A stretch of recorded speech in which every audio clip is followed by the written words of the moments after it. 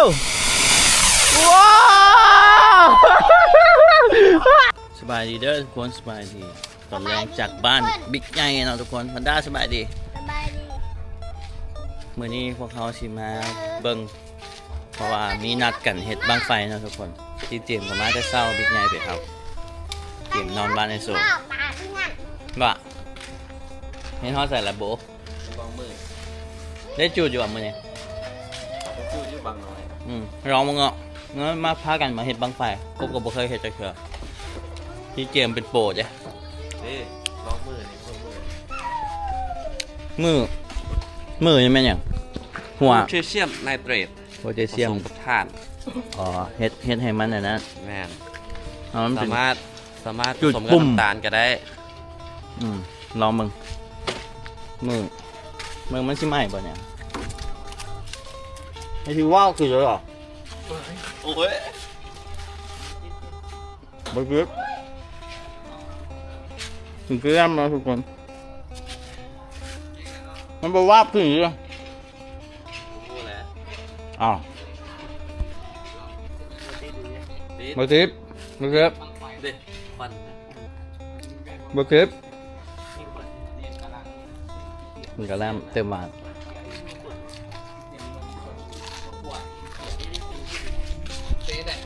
หยุดมาร้องขี้เกียจนิดนึงกระดาษล้อมมือ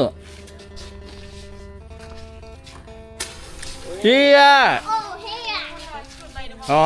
มันเป็นอย่างนี้อ่ะอันนี้คือเทสป่ะเนี่ยอันนี้มันแห้งป่ะเนี่ยอันนี้คือเอาไฟขึ้นแล้วอ๋อ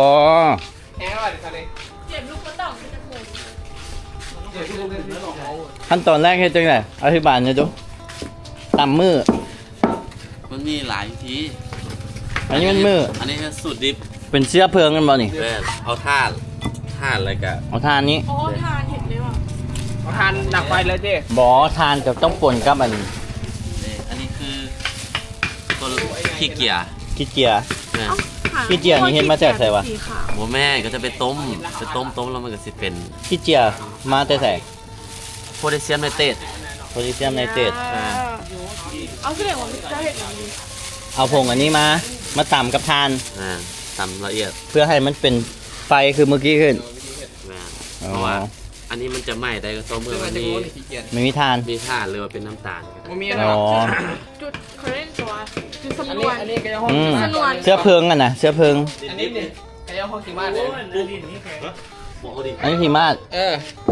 อันนี้ขีมาดนี่มันไอเขาไอใหญ่เขาอันนี้มันไอโชว์เนี่ยบอกขีมาดอันนี้มาจากเขาอย่างวะเอาไปเฮ็ดเครื่องสำอางก็ได้เลยนี่เพราะว่าไอไปอินโดแล้วเห็นจ้ะเจมขีมาดนี่ผสมให้มันเปลี่ยนจุดใหม่ของใหม่อันนี้มันตอนกบไปอินโดภูเขาไฟจะเห็นอะไรล่ะเขาเอาขีมาดกรรมฐานอันนี้เขาไปใส่พวกเครื่องสำอางแต่งนอกแต่งหน้าคอสเมติกอันนี้ล่ะเอ้าขีมาดแต่ว่าเขาทามาได้เขาต้องผ่านกระบวนการอันนี้ก็เป็นมันฟิลนี่ขีมาดภาษาลาวเอิ้นขีมาดภาษาไทยเอิ้นกรรมฐานแล้วก็ป่นกันกับทานนะว้าวทุกอย่างมาป่นตับป่นกับทานดิเพื่อให้มันเอาอย่างขึ้นเสร็จแล้วบ่ใหญ่ไปเสร็จแล้วเอาลองแล้วมาหั่นบ่ใหญ่ไปเสร็จแล้ว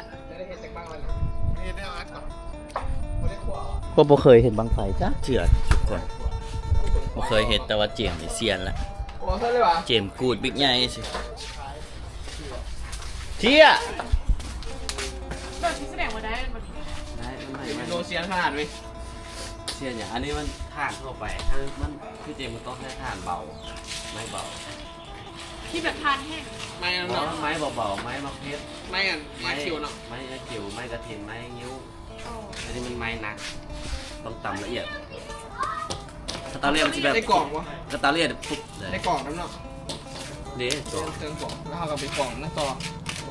เกียร์ต่อดูสีแดงกล้องได้ก่อนนะเอ้าเกียร์บล็อกดิจ้ะป่ะเกียร์บล็อกยังไม่ตื่นที่นี่ เ ตื่นแล้วไปตัดผมเลยรถมาอยู่ เขาก็เริ่มเห็ดที่แต่ไอ้โค อันนี้ตำใส่โคกอันนี้แล้วก็ตำยานางเมื่อคืนนี่กับโคกนี้ โอ้ยอันนี้โคกต่างหากซื้อไว้ บ่ ไอ้เขาเป็นที่เขาก็เฮ็ดที่บ่ทักได้นี่เขาก็อัดหัวก่อน เอากับเบิ่งนี่แหละไอ้เฮ็ดบ่เป็นนี่เฮ็ดจังได๋ อัดหัวก่อนนะเขาเฮ็ดอัดหัวมัน อัดหัวจังได๋หัวมันอยู่ใส่แหละ มันจะไปยุ่มหัวอยู่ อันนั้นมาทอตัวนั้นล่ะ โอ้สูตรมันยุ่มหัวเลยยุ่มนี่เลย ตอนนี้คือ ใช่เอาท่อมาแล้วเอาขี้ดินใส่ อันน่ะ พอแล้วมันล่าเลย เอาขี้ดินใส่อัดหัว ได้เด้ แล้วถึงเอาเสื้อเพลิงใส่บ่จักเด้อบ่เคยเฮ็ดเฮ็ดจังได๋บอกในทุกบิ๊ก มานี่มาตัดทอเขาก่อนนี่นะ อธิบายหน่อยติเออได้เคยเฮ็ดบ่เคยงงนะตองสิ เขาเฮ็ดซีฮูเป็น เห็นเราเปิดจุดจะคือ ตองสิ เดี๋ยวตัด เลิกมาจุด เดี๋ยวตองคือบ่ฮอนเลยสิ มันเปียกอยู่ โอ้ มันมีอันสีเปียก ขี้เกียจบ่เป็นเนาะ ตอนนี้ให้ค่อย ต้องให้ท่าให้มันแห้งก่อนนั่นบ่อันที่ว่าไปคั่วแล้วมันฟุบขึ้นอันหมูบิ๊กให้ย้อนอันนี้นี่คั่วอันนี้นี่ ๆจะพอแห้งแล้ว เออ มันพอได้ชอบ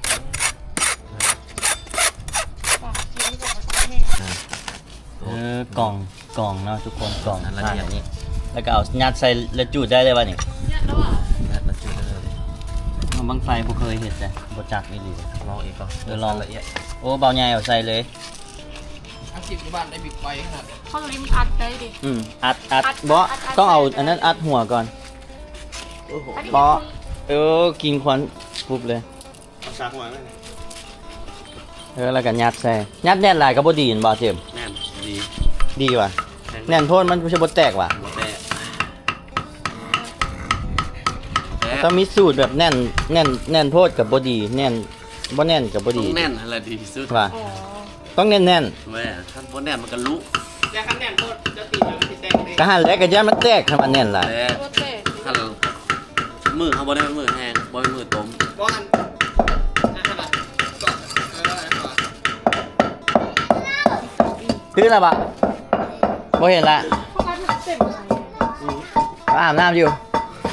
โอ้เบาแหวอาบน้ำอยู่ให้บรรดาไปปลุกดอกปลุกแหว ไม่ใช่เราตื่นแล้ว แหวไปใส่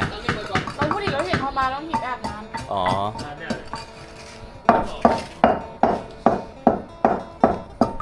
พี่เจียมไปเฮ็ด ขาดตังค์ขาดงาน ตอนนี้5:40แล้ว 7 โมงที่ได้หรอ ถามทีแล้วอ้ายกับบทจักคือกันบ่เคยเฮ็ดอ๋อแล้วตอกตีจังซี่เนาะแบบเบาใหญ่อันนี้ซื้อทอมาเด้ปาดต้องสิลองเฮ็ดบังไฟครั้งแรกเลยเป็นจังไดเนาะ เขาก็มีเล็กเจาะยาว ตัดทอ ใส่นะแต่คนยัดกัน ตกซื้ออยู่ดอก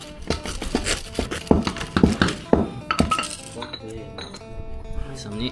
ของกบประมาณนี้อ้าวไม้เฮ็ดที่เจ้ากะ ไม่ให้บุฟเฟ่ต์ เราก็เฮ็ดตัวก็ตัดทอกัน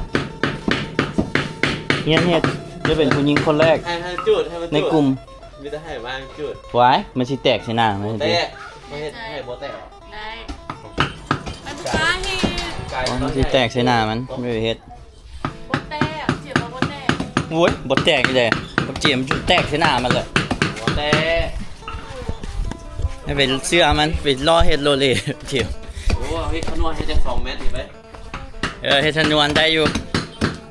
บัดนี้ตัดเจียมก็ตามเนาะเฮ็ดจังได๋ต่อบัดนี้เจียมเอาของตัวคือเฮ็ดจังซี่ เอ้าในคนเห็ดเป็ดเนาะ อ้าวเชี่ยเฮ็ดจังได๋นี่จุด ล้นไปแล้วก็ซุ่มลงยังบ่ได้ไหม คือหัวนั่นนี่เนาะล้นเหือนไฟเปื่อยแล้วก็ตึก ต้องไปรอคอร์สการที่โมควายของเขาเนาะกำลังเริ่มต้นนะตอนนี้ก็ ไก่เฮาหากระตื่นเนาะไก่ทัวแหว BBK น้องอาบน้ำอยู่นิต้าจะบ่เฮ็ดบ่ไม่เฮ็ดติล่ะอ้าวกะมานี่เฮียนเฮ็ดนี่ แม่นแหละบ่ข่อยเฮ็ดบ่เป็นเดี๋ยวเจมส์ดิจะไปปาดให้มาเดี๋ยวสิไปให้ลูกสาวเอาพวกนี้ไปตำใส่กันว่ะพ่อเจมส์ตำใส่กันบ่มีอัตราส่วนเลยกะเอาอย่างเดียว กะเอาวิศวกะ มีสวัสดิ์กะ เอาตัวนี้ เบิ่งปาดได้ลูกเฮ็ดเฮียนเฮ็ดเองมันจึงเก่ง ต้นไม้นุ่มเพราะให้มันลุกไป เจ้าไปปาดท่อก่อนไหมเลย ไหนหัวตะ ไม่เข้าไป มันแตก ล้างบาดด้วยบาด โอ้ต้องสอกน้ำตึกซะอีกหน่อยหนึงสมพอจึงท่าให้มันแห้งฮะ ห้องน้ำให้เพราะว่า ให้มันปนเข้ากันนี่เดียวแล้วก็ต่ำเป็นขั้นตอนเนาะ บาดนั่งลงมาสิบาด ใหญ่โพดของอ้ายยังสั้นๆอยู่ของไผ่ ข่อย ของข่อยของเจ้าเบิ่งจนคนใจสั้นก่อน มันใหญ่กลัว ใหญ่กว่ามันบ่ขึ้น ขึ้น บ่ขึ้นซ้ำนี่ ขึ้นไหม เดี๋ยวสิแปลงหัว ขึ้น สิแปลงหัวจุดไฟแล้วก็งับนี่มันเทสทุกคนเนี่ยใหม่แบบนี้นะปื๊ดแล้วมันจะจึงพุ่งขึ้นเบาๆกับมาแล้วควันเต็มไปเลยได้นี่หลายคนเห็ดเบื้องท่อของกบเห็ดก็เปลี่ยนมวนบ่เป็นเบื้องคือง่ายบ่ง่ายเดี๋ยวเจียมเห็ดเป็นต้องงอกจะเสียอันนี้เคนพี่เห็ดใหม่ไปจิ้มออกมาแล้วโทรใหม่ หาไอ้ใหญ่อยู่หลังอันนี้ ไปเบ้าง ไอ้ใหญ่ก็เปิดเตาแก๊ส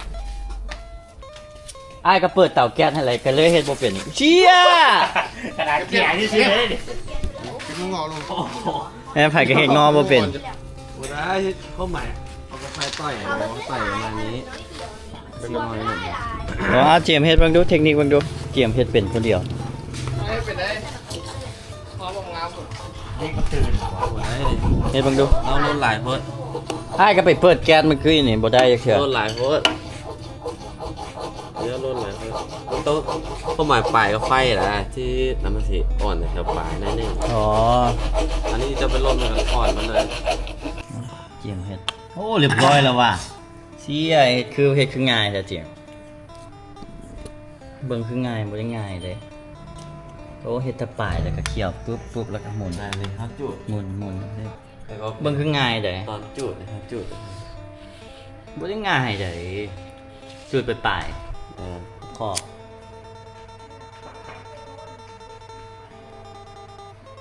เอานี่เป็นขั้นตอนเฮ็ดเลยเนาะทุกคน เชื่อว่าหลายคนเบิ่งกับบ่เคยเฮ็ดจักเทื่อบางคนอาจจะเคยเห็นนะครับ หมุนตุ๊บ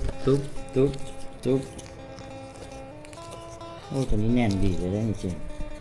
แล้วก็ เชี่ยว่ะมาว่ะแต่อันบนบ่ครึ่งว่ะ มันบุกเคิร์กเลยเถอะจัดที่เราตัดบุกเคิร์ก ได้เลยทีนี้ ตัดหัวบุกเคิร์กมาเข้ามาฮะ ได้มาแล้วเนาะทุกคนนะวันนี้ตัดปองเบียร์ใส่แป้งมาปองเบียร์กันยัดใส่นี่ รถไอ้ฟองที่เล็กกันนั่นแหละ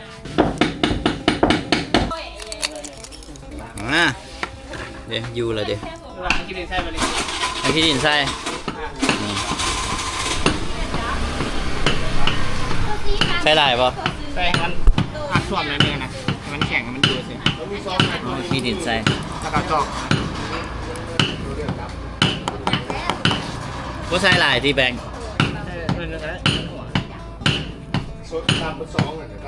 แต่ว่าเห็นเบาใหญ่เห็ดเห็นบ่เอาอันนี้กันเลยเอาขี้ดินใส่เลย ไฟกับ วิล ไฟ ลี่ขอเลย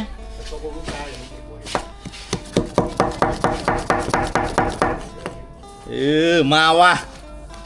เสียอ้าวนี่แหละมันจะขึ้นบ่วะได้อยู่นี่ก็ต่ำเลย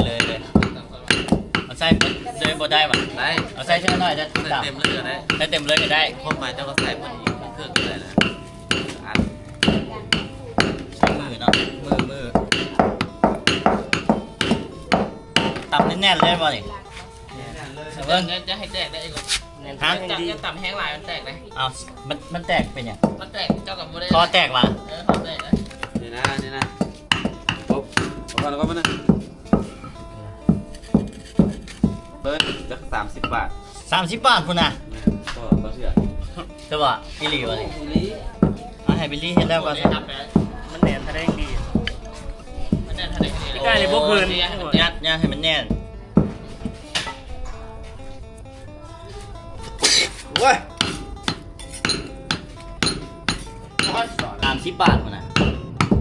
หัวยาบริเวณ กล้ามมันแน่นใส่กล้ามมันแน่น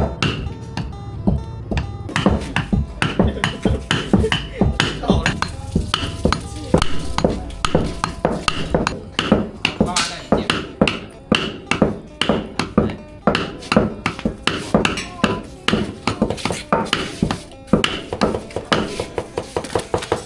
พี่ได้แบบว่าเสียบให้สั่ง ได้เสียของเบาใหญ่เรียบร้อยแล้วว่ะต้องไฟ10 ล้านมึงว่าสิขึ้นบ่นี่ส่งขึ้นอยู่บ่ส่งขึ้นอยู่บ่วันนี้เอาเล็กตะปูเจาะ เพิ่งไทยส่งเพิ่งก็ อะไรแต่ว่า เข้าใจเด้อนิท่าเด้อนิท่าไปเอาให้ เป็นยัง ใส่กระนวดก่อนหรือใส่เกียร์ มันหยัดใกล้สิแล้วเลยนะนี่ เฮ้ย จุดขึ้นปะ เอาไหม จุดขึ้นปะ ไฟอยากเทสมือไงนะ นี่ก็ไฟนะ โอ้จะไม่ใช่น้ำ อ๋อเทสมือ ที่แล้ว ไปซื้อกาแฟไป ใช่นะ เจ้าทำมือนี่นะเฮ็ดลองซื้อ ลองวันนี้ เพื่อไปแข่งในเพิ่งในมือใน โอ้อันนี้มันเทส มันจะไปซื้อกาแฟนะไม่ใช่ไก่ไก่บ้างฮะ ฮะขี่รถบิลลี่ไป ไก่วะ ต้องเทสมือกันเนี่ยเจ้ามือใช่เลย เจอแห้งเลย แล้วก็ขี้ดินต่ำก่อน เนาะดิวเลยนี่ เจี๊ยที่สุด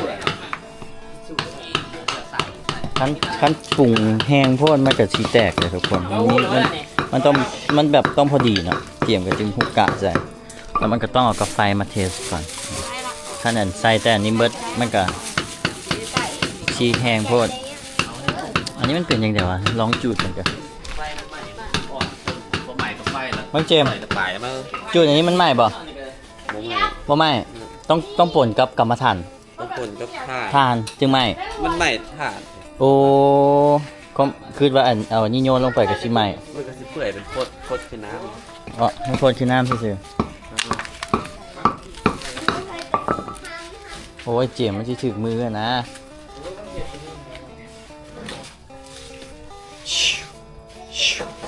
เทสเนาะบ่มีกาแฟเลยอู้ได้ปะวันนี้แบบนี้ได้ปะทานอยู่อ่ะไม่ต้องปรุง ขี่อยากลายเนาะถ่านมันเป็นถ่านไม่เบา ได้อยู่อ่ะได้แล้วไอ้สิยัดเลยนี่ เอาไปยังบ่แห้ง หมดแหงนี่ต้องเทสเลย เอ้าอันนี้ยังบ่แห้งเลยฮะยังบ่แห้งเลยสนวนอ่ะ เมื่อไหร่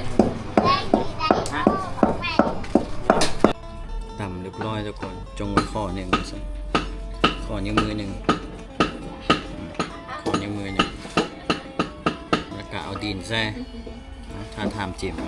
แป้ง อันนี้เอายัดขี้ดินใส่แล้วนะทุกคนวันนี้ที่ไปลองของเบาใหญ่เบิ่งเอาเบิ่งโอ้แต่เบิ่งดูจะขึ้นบอกว่าตื่นเต้นอยู่เลยอันนี้เป็นครั้งแรกนะที่กบใกล้สิแล้วล่ะ บ้าของแพน ของเบาใหญ่เด้บางเทสเบิ่งมาเป็นที่ไหนต้องแห่ได้บังไฟ โอ้ตั้งบล็อกถึง2นั้นถึงซื้อ เอาไปตอนนี้เวลาเกือบ7 โมงทุกคน6 โมง 43 ตกใส่ตกใส่ยังกระไดมันแต่ยาตกใส่คนกับตกใส่คน ทั้งเสลียงว่าผู้เจ้ผมเลี้ยงในป่าผมเอาขี้มูโบเก่งมาเลยครับ มึงดูสิได้บ่วะที่ขึ้นบ่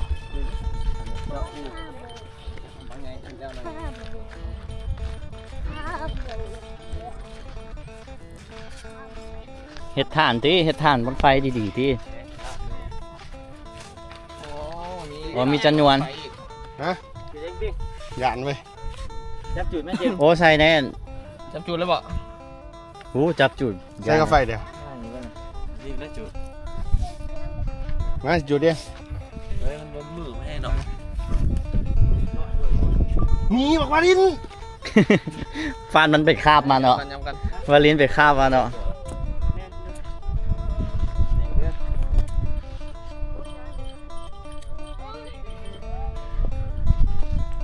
กูด่าเลยเทียมเลย รับเลย รับแล้ว อย่าดิ โอ้ มาเข้า อย่าดิ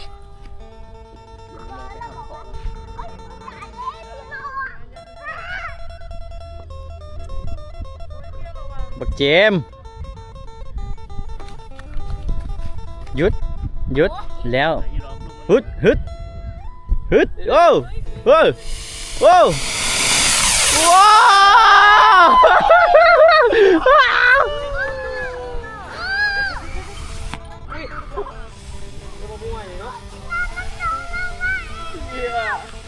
ขึ้นว่าบักเจมส์เอ้ยเอาไม้มาเอาไม้มาเอาไม้เก่านะ ตั้งเสลียง เอาไม้มันมาเอามาใส่ของง่ายไปนี่ ปิดตาโยนเลยเนาะ ได้อยู่ ไปเขานะ พอมือแล้วเขาอัดบนแน่นพอ เอาบิลลี่ต่อป่ะ เอาไปซื้อสับให้หน่อย เอาแล้วล่ะ เอาบิลลี่ต่อป่ะ อัดนี่ยังพอมีขนวน ไปขนมให้ป่ะ นี่น้ำใหม่หน่อยผม เฮ้ย เดี๋ยวไม้นี้ให้เที่ยวไม้เก่ามันนี่ไม้มานเนาะไม้ขึ้นเด้ชอบไม้ ท่านหน่อยเลยมือดิบ ดูดิโอ้สิว่าพลาดได้เนี่ย ถังพื้น วันนี้ผมครบเรียบร้อยแล้วนะมีแต่เจาะเขาเล็กเจาะเป็นชนวน เอาดินยัดใส่เรียบร้อยแล้วเจียมจูดโอ้เจ็บมือไปปลาจนเห็ดเรียบร้อยวันนี้ทุกคนเอาจำนวนใส่ละเอาก้านฟอยล์ใส่เจียมจูดได้นี่ เจ้าเลยว่าเตรียมข้างนี้บ่ ลงไฟยังนี่กู จะตั้งชื่อบ่ นี่ โอ้เป๊ปซี่เจอเบียร์ลาวแล้ววะมาเจอกับรถ ว่าลงไฟ โอ้โห จันคือนะจันตุ จันตุ พี่จันตุเลยนี่จันตุนี่ผมชื่อเรื่องของไฟอยู่ บะลูกศิษย์จันตุก็ได้อยู่ของบิลลี่ วิธียังไม่อร่อยป่ะ เจาะเป็นหูมนเอาชนวนใส่จุดนี่ ตานี่เห็ดบางไฟแบบนั้น ไปจับจุดอยู่นี่เลยเป็นอย่างวะ เห็ดไว้มันทายทรงมันโดน ให้ทุกคนไปมาเบิ่งบังไฟของกบมันสิขึ้นปะไปไหมมาเบิ่งของอ้ายนี่ แบกไม่ได้ที่ โอเคนายพี่วะ งานแต่สนุกเข้าอันนี้โอ้เป็นยังเข้า เป็นอย่าง อันเจาะบอดีผมเห็นเจาะข้างแน่ มาให้สิจุดมา แต่กาแฟอยู่ใส่เริ่มมาแล้ว อ้าวกาแฟอยู่ใส่ละด้าไปเอากาแฟด้า โอ้ยสิจูกาแฟบอกกาแฟ ด้าไปเอากาแฟยายเอากาแฟแน่โอ้ยตายขึ้นบ่ ผมโมเข้าใจจะจูกาแฟเดี๋ยว ครั้งแรกได้นี่มันไฟเห็ดเอง ปาไปก่อน อันนี้หอยกบอ่ะ ปาไปก่อนคู เดี๋ยวมัน จุดที่น้อยหนึ่งก็เล่นนะเนี่ย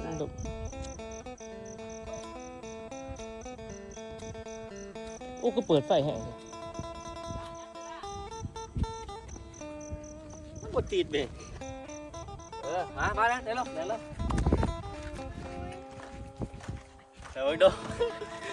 เนี่ยโมเห็นเลยตอนนี้ แดงอยู่แดงอยู่โอ้ฮิตอลินฮิตไปเอาเชี่ย นั่นแหละเขาย้ายเลยเดี๋ยวเข้า เดี๋ยว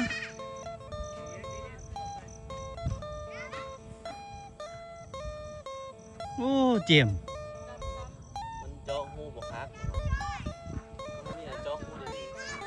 โอ้เฟลดับเลยติเจาะอีกสัน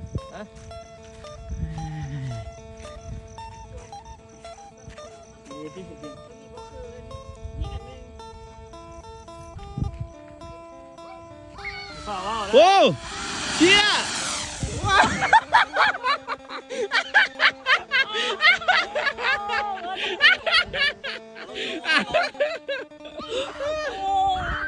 โอ้ เอาลงตุ่มแม่บังไฟเมื่อคืน ดีแล้วเขามันยังขึ้นนะโอ้แล้วเลยโอ้ของเขาบ่เข้าทุกคนจุดไปบ่ขึ้นฟิลลี่ก็ขึ้นอยู่หน่อยเดียวอันนี้เจมส์ว่าเจาะหูมันต้องให้มันเลิกไปฮอตตัวมือที่เขายัดใส่ก็ใส่ขี้ดินหลายคนมันไปมือชนวนมันจุดไปบ่ฮอตตัวนั้นก็เลยบ่ไหม้แก้มือ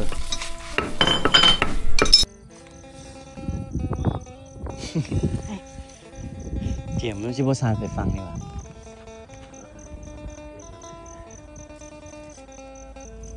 มันจะไปพี่ตี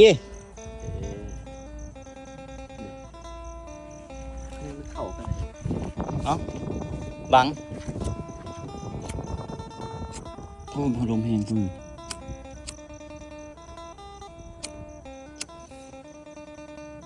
ไปแดง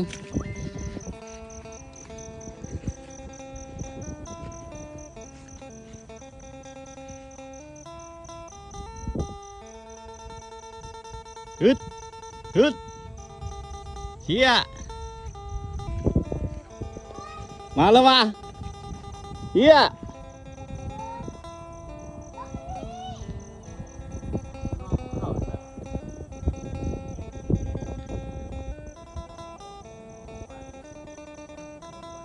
ค่อย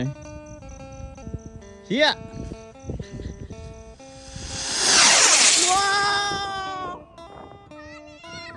ออกด้านออกโอ้เรือบักบิ๊ก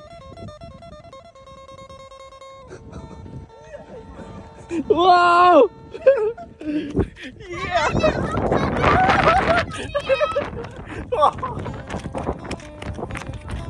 ป้าทุกคนครั้งแรกขึ้นมาสูงหนึ่งเป็นน้ำมือ มือน้ำแล้วก็เป็นอัดแน่น เป็นน้ำคนให้นวล แม่แล้วเป็นน้ำเจมเนาะเจมช่วยได้เจมสปอร์ต เป็นวันอยากได้บ่ขึ้น ฮะ ยังกินไก่อยู่ว่ามันยังไง ห่างก็จะไปตกอยู่ใส่แล้ว เขาหางเจ้าไหมจุดอะไร ไม่ใช่ ห่างก็แม่นอันนี้ของตัวเก่าบรรยายเลย อันเขามันน่าจะมีกับคนละอย่าง จะตกอยู่ใส่ขึ้นอยู่สูงๆนะด้านเนาะอ๋อสุดยอดเลยด้ามะ เอาสบายอยู่ คอยให้มันลงมันอยู่ บ่ลงมันอีกป่ะ สบาย ตกอยู่ใส่ละอ๋อขึ้นอยู่สูง ต้องถือประจ โอ้คักว่ะ เดี๋ยวอาทิตย์ สมอยูเจ็บข้อมือได้อยูเนาะนะโอเคสักเสียดว่ะ ต่อไปนะว่าเอาใส่กับ จักไปตกอยู่บ้านไผ่แหละบางว่าชิบตกใส่เงินคนเนี่ยแตกได้อยากว่าแตก